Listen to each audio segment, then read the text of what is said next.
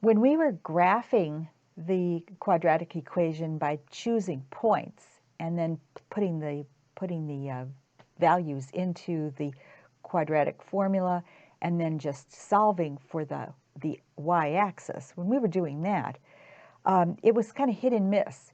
You kind of hoped for the best that you would find the turning points and the axis of symmetry and so forth fairly quickly. But some of that can be very labor intensive, and the problems can get quite long, and you don't guess at the right numbers for the x-axis, and you're doing a lot of calculation.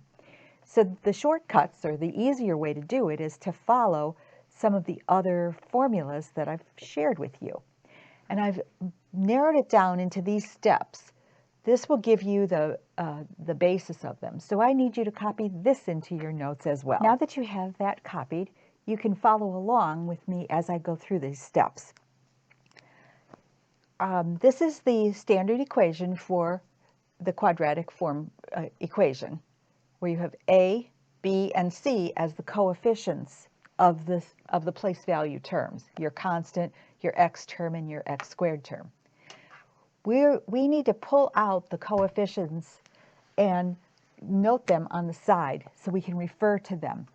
In our equation that I've put right underneath the different points, different place values, so you can see them. The x squared coefficient is 1. The b is a -6, and here we have an 8. Now we're going to use those in our first step to find the axis of symmetry, and from there we will find the actual turning point, the ordered pair of the turning point. The formula for that is -b divided by 2a. Now I'm going to plug in my values. The negative part is in the formula, so I must copy that first.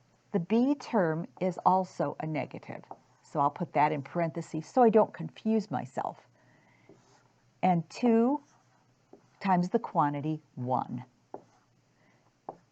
Calculating it now, I have a +6 over 2. So my line of symmetry is 3.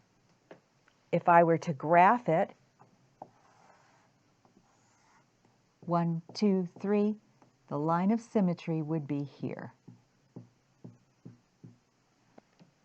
I know that my ordered pair is somewhere on that line. So I can use the equation y equals x squared minus 6x plus 8 and substitute my x value, because this line says x is equal to 3. X equals 3. I'm going to substitute 3 in for my x's. So it would be 3 squared minus 6 times 3 plus 8. Now I can solve for y. Y is equal to 9 minus 18 plus 8. Y equals 9 and 8 are 17 minus 18. Y is equal to a -1. So my ordered pair is 3, -1. That's the turning point of this parabola. So I'm going to plot that right now. 1, 2, 3, and -1. That is a turning point. I know that my parabola opens upward, so this would be, it goes something like that. This point would be a minimum